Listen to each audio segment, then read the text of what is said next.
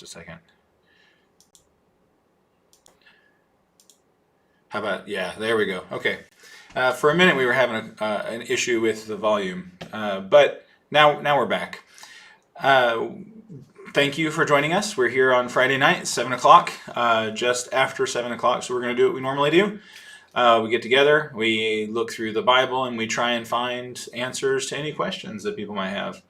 Tonight, we had somebody send in a question, so we're going to start with some of the things that they asked. And it's going to begin in Luke 16. And if you're familiar with Luke 16, you may have heard some of these things before. But Luke 16 has a couple of parables in it. And so when you look at the text of Luke chapter 16, it starts off talking about this unrighteous steward, right? There's this parable of this guy who takes advantage of his master. And then Jesus uses that to say, so you need to be careful that you're using the world's goods, right, stuff, to do good things with it, to serve God with it, to make sure that you're being careful, that you're being thoughtful with how you use things. And he'll finish that up in verse 13 by saying, you cannot serve God and money. Now, they're some of our favorite people in the Bible, the Pharisees, everybody's favorite biblical villain. Who do you like better, Goliath or the Pharisees? Goliath. For the bad. You like Goliath better? Goliath. So a favorite, maybe not the, but a favorite biblical villain is the Pharisees. And when we think about who they are and what they did, the reason why we don't care for them is because they stood against Jesus, right? And they did all the stuff that we want our enemies to do so that we can call them Pharisees. But here in the text, it tells us that they were lovers of money. Right? So we see that in our text. It says the Pharisees who were lovers of money, and when they heard these things, they ridiculed him. So they're listening to Jesus too, and as soon as he says something like, really, God doesn't care about your bank account. In fact, your bank account can get you in trouble. You can't serve money and God. This is something that I think that people in the United States need to hear. Probably people everywhere have always needed to hear it, but we live in one of the most, if not the most prosperous nations in the history of the world. And so we have to be careful and make sure that we are not focusing on those things, that we are focusing on God and using those things to serve God. So Jesus is saying that, and the Pharisees are like, that's ridiculous. God blesses you. The Pharisees would have agreed with a lot of the prosperity gospel preachers. Follow Jesus and he'll give you what you desire. Follow the Lord and he'll make you rich. He'll make you happy, healthy, and wealthy. They would have been right. They would have been down with that because their thoughts were that your faithfulness brought blessings from God. So the more faithful you were, the more stuff you had. And therefore, the richer you were, the more God loved you. And that kind of set you about in this interesting situation where you begin to hoard things so that people could see how blessed you were. You were blessed if you had the big bank account, the huge house, the new car, the whatever, right? The new chariot, I guess, the new horse. You were blessed then if you had the best food, the best clothes, the best house on the block. Then everybody saw you and how blessed you were. And so that it kind of now is going to set them at odds with that when Jesus says you can't serve God and money. If that's where your focus is, then really you've kind of missed the whole serving God part. Now, Jesus will never say you can't be rich. He'll say it's difficult to be rich, but he won't say you can't be rich. In fact, some of the earliest disciples that you see mentioned in Acts, and especially, are very generous with wealth that they had. There are some bad examples, but there's some really good examples of people who do good things with the great possessions they have. So they're using God, they're using their possessions to serve God.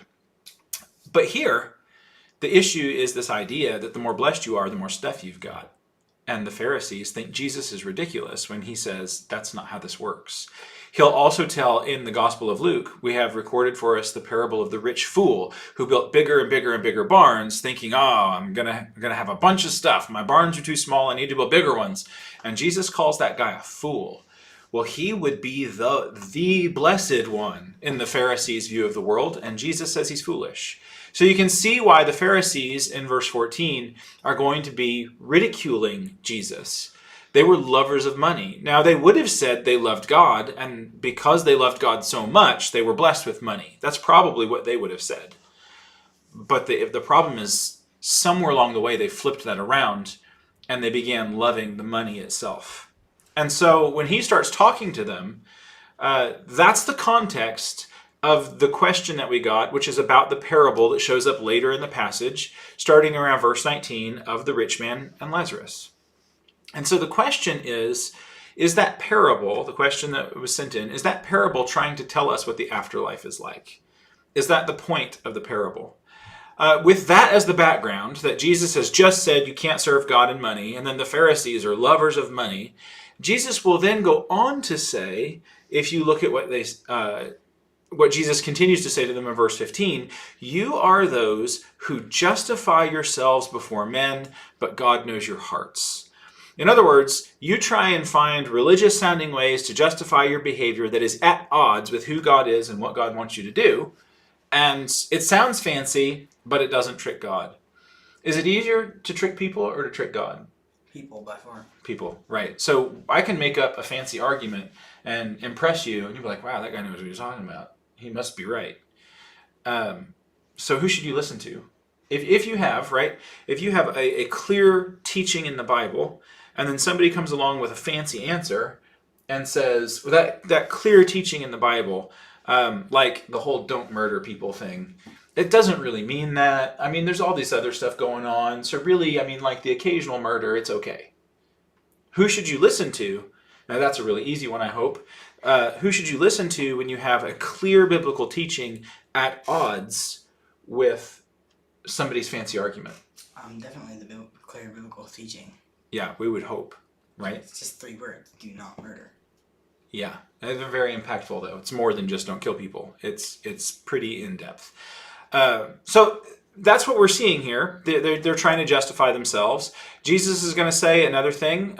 He's going to go down. It's easier for heaven and earth to pass away, but not for one dot of the law to disappear. So he's really hammering home that they are missing what God is saying with their understanding of things. And then you get down to this parable in verse 19 of Lazarus and the rich man. All right, we're going to go ahead and read it, and we'll try and scroll through and hopefully do it without giving people motion sickness. So we're going to try it. So in verse 19, it says, there was a rich man clothed in purple and fine linen, who feasted sumptuously every day. What would you call that man if you were a Pharisee? Blessed. Blessed. Why was he blessed? Because he had a lot of stuff. Yes. Right? He's got all this stuff. Right? And he is using his money to buy himself things, and he is serving himself with his money, isn't he? Right? And Jesus has just told the Pharisees, where the text tells us, the Pharisees who were lovers of money ridiculed him as soon as he said, you cannot serve God and money. So then Jesus tells us a story where the antagonist, right, or the negative character in our story, what is he doing? Feeding himself and serving himself with money. Yeah, serving himself with money. So who does, in our story, who does the rich man love? Money. Money. He is serving money, and he is loving himself with his money. He's wearing purple clothes, fine linens, right? Not just any clothes will do. We have to have the best. And he feasts sumptuously, right? It's not just, we're going to get good, healthy food, and maybe a good multivitamin. They didn't have those, right? We're going to get good, healthy food. It's more than that. It's the best, and tons of it, right? It's a feast sumptuously every day. Not just like on his birthday or on a holiday or some other special day, every day, right? So we've got the hero of the Pharisees, of anybody who is going to say, if you serve God, he will bless you abundantly, right? Prosperity preachers today, here's your man.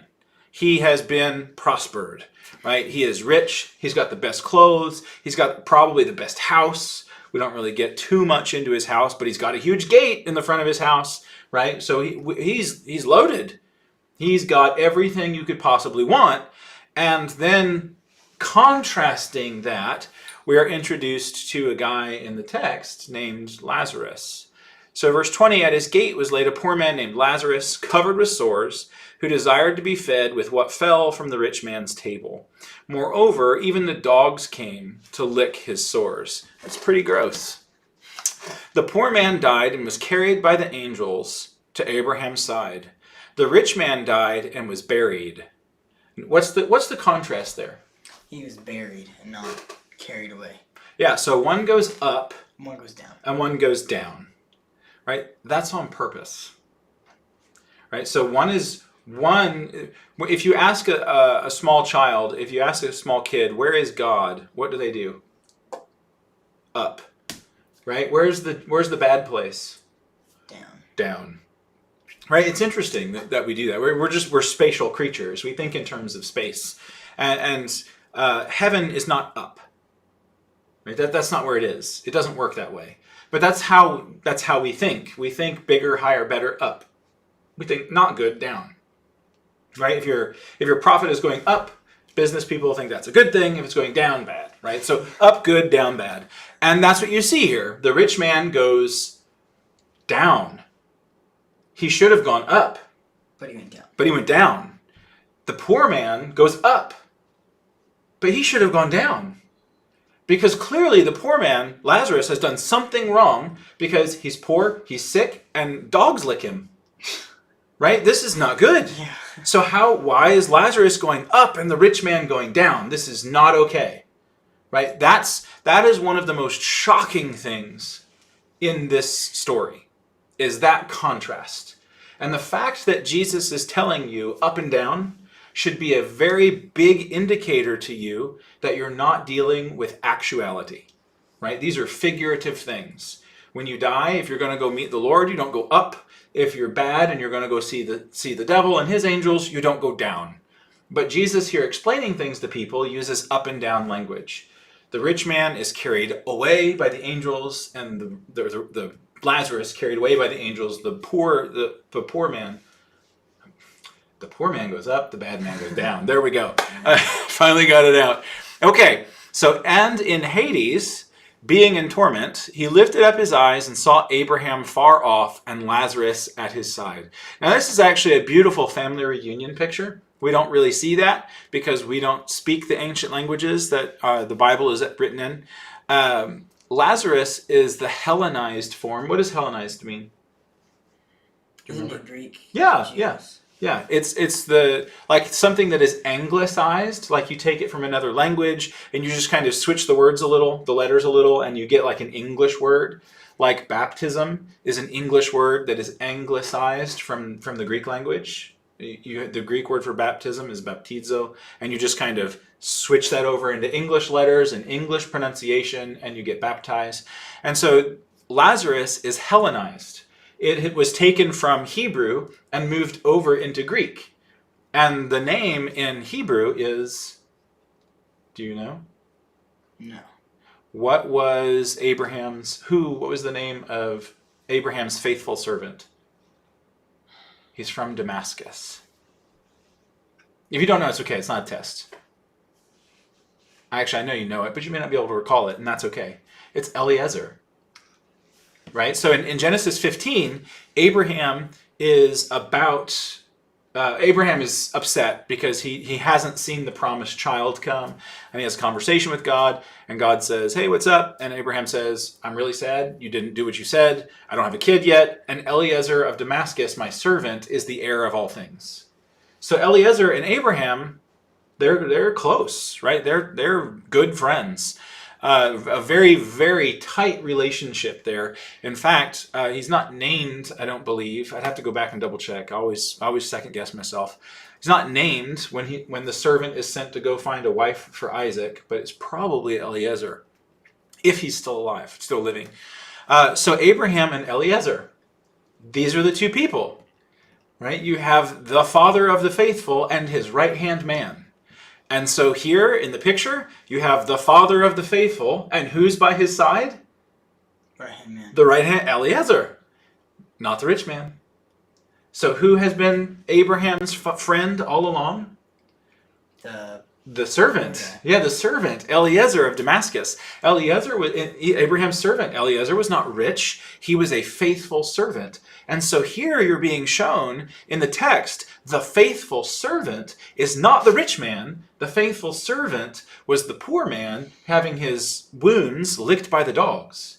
Right? We're flipping that Pharisaical doctrine on its head. The Pharisees would have said the faithful servant was the rich man, because look at how the Lord has blessed him. He's healthy, he's wealthy, he's got great fortune, he's got good clothes, he's got the best food. This surely is the faithful one. But then, kind of getting your God figure in Abraham, Eliezer, Lazarus, is the faithful servant. And the rich man went down. Okay, so the rich man calls out, Father Abraham, have mercy on me, and send Lazarus to dip the end of his finger in water and cool my tongue, for I am in agony. Right? I am in agony. In anguish in this flame. But Abraham said, Child, remember that in your lifetime you received your good things, and Lazarus in like manner bad things. But now he is comforted here, and you are in anguish. Besides all this, there is fixed between us a chasm, in order that those who would pass from here to you may not be able, and none may cross from there to us. So you get this picture where Abraham and his faithful servant are together, and separated from them, apart from them, away from them, and never able to be joined to them, is the unfaithful rich man. Right? So now we've flipped everything on its head. We have this reversal of fortune, and we see the rich man not able to be with Abraham.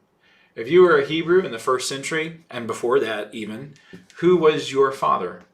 Abraham, right? The Jews get into an argument with Jesus. Like, we have Abraham as our father over in the Gospel of John. And I mean, that's a big deal.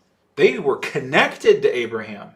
Their lineage was from Abraham. All their promises were in Abraham, from him down to them. And their identity was in that relationship. And so here, they're separated. Not only did he go down, but he was not connected to Abraham. He is not a child of Abraham. Abraham is not his father. This is bad. All right, so you can't come back. So the rich man says, then I beg you, Father, right, speaking to Abraham, to send him to my father's house, for I have 5 brothers, so that they may warn them, lest they also come into this place of torment. But Abraham said, they have Moses and the prophets, let them hear them. And he said, no, Father Abraham, but if someone goes to them from the dead, they will repent.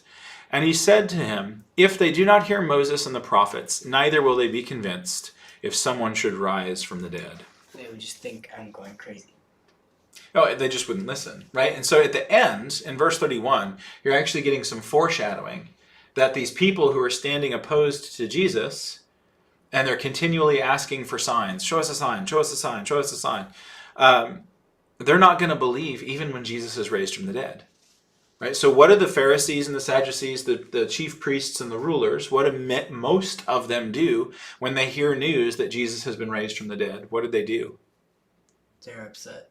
Yeah, what did they do? They didn't believe it. Right. What did they do? No. They bribed the guards. Oh, yes.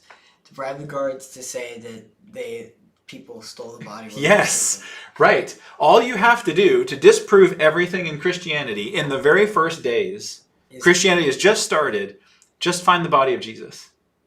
Find the body of Jesus, Christianity is done. Because the claim of Christianity is that Jesus has been raised from the dead. The hope of Christianity is in a resurrected Messiah. And if the Messiah, Jesus, was not raised from the dead, then there is no hope that Christianity has to offer. It is all in the resurrection of Christ. Right? That's where everything is coming from and going to. The Old Testament is leading up to that. The New Testament looks back to that. It is the resurrection of Christ. That is the penultimate moment in salvific history. That is what our hope is in. So all you have to do, if you really don't like Christianity when it's getting started, is find Jesus, find his body. And then, ta-da, you're done. So when they couldn't, and you better believe they went looking, when you couldn't find the body, instead of going, wow, you know what? He said this was going to happen. And lo and behold, it did. instead of doing that and then saying, maybe we should listen to what he said. Instead of doing that, they pay the guards and say, just tell people that his disciples stole the body. Well, then they would get executed by the Roman captains. Well, they said, we'll take care of that. Oh, okay. They paid them, and they said, we'll take care of the legality of this. So they go through this massive bribery, lying, political scheming in order to not believe that Jesus was raised from the dead. And so Jesus here is kind of foreshadowing that by saying they're not going to believe. These people who love money, right? That's the context of this. The rich man is our Pharisee. These people who love money and therefore aren't serving God, they're going to hold fast to their traditions and their money because that's what they love and that's what they serve. And even if Christ is raised from the dead, they're still going to want to serve those things instead. Now, this can happen with anything, right? We're in an election year, and in an election year, it is often very apparent who in our country and culture serves politics. Oh. Right? It is very easy to have politics become your God. All you have to do is mix religion and politics together. And all of a sudden, it becomes your God. It happened when Christianity and Roman culture kind of merged together. The Roman political system kind of became the God of a lot of people. And it happens in our country today, where you have people who have hitched their faith to a political party, and it happens both directions, right? It's not just Republicans or Democrats or Libertarians or whoever you happen to be. It happens in all sorts of directions. And it should be introspectively a time for us to examine our hearts and make sure that we haven't done that. You know, am I serving something besides God in what I'm doing, in what I'm saying, and how I'm behaving, in what I'm thinking? And so here Jesus is asking these people to consider who they're serving. And that is the context of this whole parable. The whole parable is about money. It's about the rich man's fate. It's about what happened to him and where he went and where he should have gone and how he's separated from Abraham. But all along, faithful Eliezer, who served Abraham faithfully in the Old Testament, has now been walking in Abraham's footsteps all along, following Father Abraham, and is a true child of Abraham, even though in this life he didn't have the best house, the best clothes, the best food, and he didn't get to satisfy his every desire. Even though those things happened to him, he is the one found faithful, not the rich man. And so Jesus is asking these Pharisees to seriously consider, who are you serving? And it's a very powerful story when that's what you make it about. The problem with this parable, and the reason why this question came in, is because much of the time, like if you ever see a chart, so a chart, sometimes with biblical passages, people will try and illustrate them to help you understand what you're looking at. And it can be really helpful, especially with things like places. Sometimes you're reading through the Old Testament and there's like 1,000 place names in a row. If we don't have a map up, sometimes when I'm reading to the smaller children, I'll just say things like, and they went to Nashville, and then they went to Memphis, and then they stopped at Dallas, even though it was a little out of the way, right? Because the name of the place doesn't matter. They don't know where it is.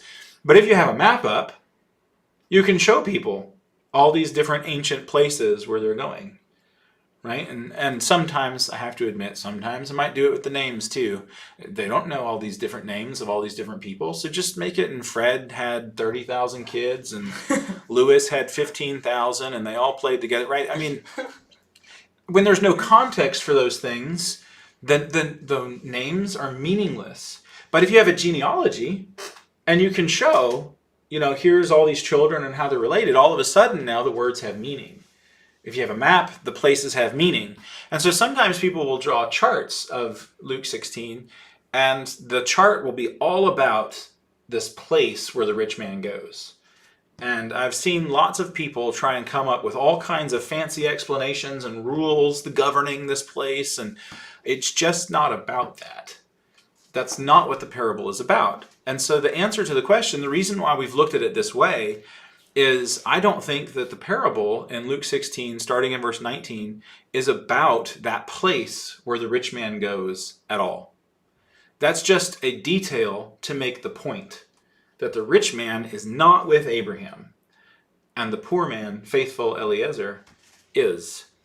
And the teaching here is the deceitfulness of riches. Riches lie. They tell you things that aren't true. Because, go back to the parable, who is blessed? According to riches. The Lazarus guy. No. According to riches. The rich guy. Yeah, he's even called the rich man. Yeah, the rich guy. The rich man. I didn't even name him. Right. He's not. No, that is. He's the rich man. Right. The rich man. That's not like not his name. It wasn't on his birth certificate. But that's who he is in the story. He is the rich man. Right. And so the point here is to show you that wealth lies. It tells you everything is okay. It tells you that you're blessed. It tells you that God just loves you so much. We're doing everything just perfect. And all along you don't realize that you're serving money. It's lying to you because it's tricking you into serving it. Now, I mean, money is not animate. So it is our desire. We allow our desires to deceive us, right? I think sometimes there's even supernatural help from demons or from Satan, these temptations and traps. And money is deceptive. It lures us into thinking that everything is fine. And the bombshell of this parable is how much money lies, which is why you can't serve God and money. You have to pick. Now, you can use money to serve God, but that is choosing to serve God, right? So again, Jesus is not saying that wealth is bad. He's not saying that having possessions is bad, but it can be, right? So that's important that we kind of put that in its context. Well, the question then was, if no, why have that detail in there? Why is it in there if it's not trying to tell us about that? That's the tricky thing about parables. The parable is only about what the parable is about, right? When you get to the man who finds the treasure buried in a field, and then he buries it again, and he goes and sells everything he has, and he buys the field so that he can have the treasure because the treasure is worth more than everything he has. That is not about real estate advice. Right? It's not telling you, that's not about investing in real estate. That's not what that parable is about. The parable of the talents is not about wisely investing your money, right? It's not telling you about that. Well, if the parable of the talents, where you have the guy who has 10 and then 5 and then 1, and they both double their money, the 10 and the 5 talent people, they double their money, and the master is so happy, but then the 1 talent person saves his and keeps it safe, and then he gives it back and he gets in trouble, right? It's not about investing. Well, then why have that detail? If the parable isn't about using investments and being shrewd in the stock market and those things, why include that detail? I don't know. What is Jesus doing? He's teaching. He's trying to show you a picture. Yeah. You should be using what God has given you. Yes, that's the point. Right? And we even today, a talent in the ancient world was money. And today we talk about a talent as something that you can do. Because we have realized culturally that the point of that parable is not about your money. The point of that parable is using whatever God has given you to serve him. Right? So that's the point of that parable. It's not about finances. The point of the treasure in the field is not about real estate, even though he uses a real estate transaction to teach you something. And so when you get to Luke 16, even though Jesus uses this afterlife picture, that's not the point. The point is that money lies, and just because you're rich doesn't mean God is happy with what you're doing. And so that's the point. And when we change the focus away from that, we run the danger of then falling into the same trap. In my mind, this is an amazingly powerful story about how deceptive wealth can be, to the point even where it clouds your mind that you don't want to hear what the scriptures say. Right? Abraham's answer down at the end in verse 29, they have Moses and the prophets. Let them hear them. Right? So that's what we're being told right here. They have Moses and the prophets, let them hear them. They've got the scriptures, they should be able to figure this out. Right? Go to them. And he said, no, send somebody and they'll listen. And Abraham's response is, if they're not going to listen to what God has already said, then they're not going to listen no matter what happens. because the money, their wealth, has lied to them to the point where they don't even recognize what is really true.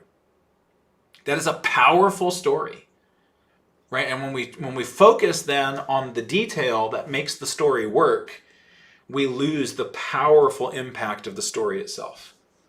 Well, then that leaves us with, well, what happens when we die? And you know what I think the resounding New Testament answer is? What? You get to be with the Lord. Where? In heaven. Oh. Oh. Right? Paul says, I desire to depart and be with the Lord, but it is better for me to be here with your sake. Right? There's this image. He wants to go up. Right? He wants to be like Lazarus. He wants to go up. Well, somewhere in that direction. Yeah, I don't know. Heaven is a good answer. Wherever God dwells, that is where we will be.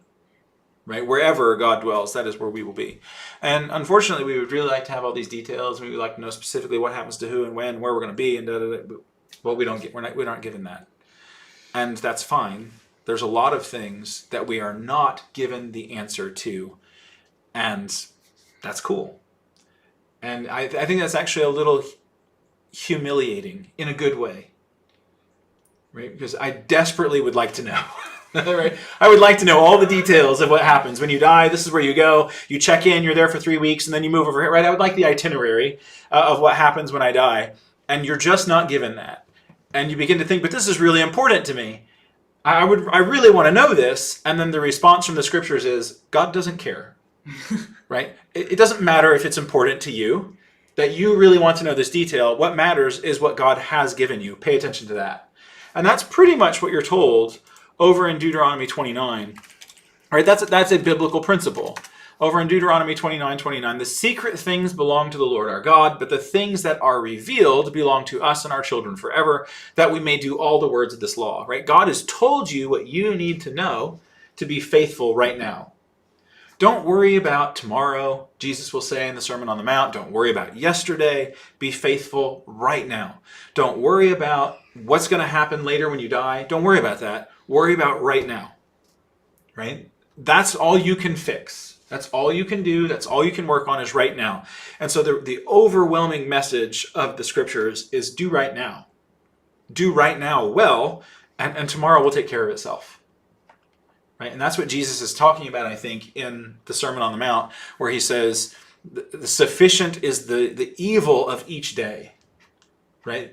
Every day is bad enough. Just focus on that. Serving God today, take care of tomorrow when it gets here. I don't think Jesus is talking about planning or any of that. He's not saying you can't plan a vacation. He's not saying you can't make a will. That misses the point. He's saying today, right now, serve God faithfully with everything you have. And that seems to be the point, ultimately, of this parable, is telling us, hey, your money is going to lie to you. And if you're not careful, you're going to get taken in. And you're not going to serve God. You're going to serve yourself. You're going to focus on your food, your clothing, your possessions, and you're going to totally miss the point of being here, which is, in the words of Moses, to do all the words of this law. In other words, not just the commandments, right, but to do all the words. It's to do the full message of the law, to do everything that the law requires, which, you go back to the prophet Micah, and he's going to say, it is to do justice, to be faithful, and to walk humbly with the Lord in Micah 6:6, 6-8. So the idea there is to do the right thing to other people. The rich man seeing Lazarus lying at his gate. It's not like Lazarus was 3 cities over. Lazarus is lying at his gate, waiting for the scraps from his table. The rich man should have done justice and said, Lazarus, I'm feasting. Have some of this food. But he never did. Lazarus, I have purple and fine linen. Have some of my clothes that I don't need. But he never did. Lazarus, I have more than enough room in this huge mansion that has a gate out front. At the very least, why don't you come in and I'll build a house for you in the front yard. None of that is ever offered. Lazarus, come into my home and at least be my servant. None of that is offered. The rich man does not do justice. He doesn't do what is right. And because he's not doing what is right, he isn't being faithful. And because he isn't faithful, he isn't walking humbly with the Lord. And so you see in the rich man the exact opposite of what the prophet Micah says is doing all the words of this law. Right? So let's just go look at Micah. If we're going to talk about it, we might as well pull it up, right? Micah 6:6. What shall I come before the Lord? With what shall I come before the Lord and bow myself before God on high? In other words, what can I bring that honors God? What sacrifice? Shall I come before him with burnt offerings, with calves a year old? Will the Lord be pleased with thousands of rams, with 10,000 rivers of oil? Right? Not just like a gallon, but rivers of oil. And then verse 8. He has told you, O man, what is good. What does the Lord require of you but to do justice, to love kindness, or to be steadfast, right, in your faith, and to walk humbly with your God? That's what is required. The rich man had the opportunity, but he never did it. And that's the point I think Jesus is making there in Luke 16. It should be chilling, especially to people in our country, because we are so wealthy.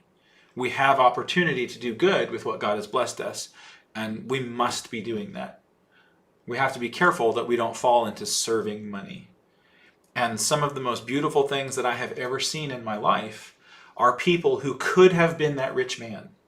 They could have turned inward and focused on themselves. They had enough money to buy whatever they wanted. And instead, they chose to look outward and be generous. Right? That's a beautiful thing. You see that in the New Testament. People like Barnabas selling fields that they own and bringing the money so that it can be distributed amongst the poor. That's a beautiful thing. And that's what Luke 16 is about, I think. All right, so that took up a pretty good chunk of our time. It's good to see the Hunts with us, and Simon, good to see you on here. I don't want to shortchange the other things. And the interpretation of Luke 16, by the way, if somebody is to say, well, I really think it's primarily about that other thing, I don't think that's anything to really get into a Bible fight over. That's okay. I mean, if somebody disagrees with me, that's fine. I just don't think that's what it's about. I think that's a minor detail, actually, to make the point of the distinction between the rich man and Lazarus. But we'll just leave that there. And so that's how I would answer that if somebody says, well, the purpose of that is to teach us about this dwelling place. I don't think it is. And we didn't really talk about whether it's an actual thing or not, because I don't think that's the point of the parable, and we're somewhat abusing it if we get into that discussion. But anyway, for people who disagree with me, that's okay. There are good reasons to come to a different conclusion. I just don't find them, personally, I don't find them convincing, and that's fine. Other people do, and that's a matter of judgment. And so I'm happy to allow people to disagree with me on that, as long as we both agree, right, to the primary point, which is that you can't serve God and money. Right? I mean, that's the point. As long as we both get that point, then it doesn't matter. The other things really are extra. Right? But that primary point is what we have to focus on. I really would like to talk about the logic some and the historicity. I think those are really important questions. So we'll probably just pick those up next week, talking about how important logic is in your faith and how important the historicity of the scriptures are. Because again, what's the big thing about Christianity? The resurrection. The resurrection, right? So if that's fake, if that's just a nice story, everything's gone. Everything's gone, right? The point is gone. Christianity would just kind of be like a thing that says, just be nice to people, which is fine, right? Being nice to people is good, but Christianity doesn't call you to be nice to people. Christianity calls you to make yourself a living sacrifice to Jesus every day. And so it calls for more than that, for more than just being nice. And if the resurrection is taken out of that equation, then it no longer makes sense, right? It just crumbles apart. You do not have Christianity without a resurrected Savior. So the historicity of things, the fact that there are actual historical events, is a really important discussion. We'll just start with that next week. So if you've got questions or comments about historical events, in particular surrounding Jesus, we're going to talk about how Jesus is an actual historical person, then we're going to talk about that. Could you talk about once saved? We have a comment. Could you talk about once saved, always saved, and you can lose your salvation next week? I've heard a lot of different views. Yeah, we'll start with that. So we'll put the other two things on hold, and next week we'll talk about once saved, always saved. Some people will call it eternal security or the assurance of the saints. I've heard it called both of those things. Fancy. What? I said the other one's more fancy. What? Eternal security? No, assurance of the saints. Assurance of the saints, yeah. Which there is assurance and there is security. And the question is, does that mean that once you become a believer, you can never become separated from God again? So you're apart from God, then Jesus brings you back to God. The question is, that relationship is secure, right? The question is, are you ever able to separate it? Right? You separate it. It's secure. Everyone would agree that it's secure in the element that nothing can pull you away, right? The devil can't come and say, boop, you're not a Christian anymore. He can't do that. So the question is, can you leave? Right? So that's I think that's a good place to start, Simon. We'll begin with that. Thank you for suggesting that. As far as this week, we don't have anything else that we're going to cover, so we'll just pick up next week.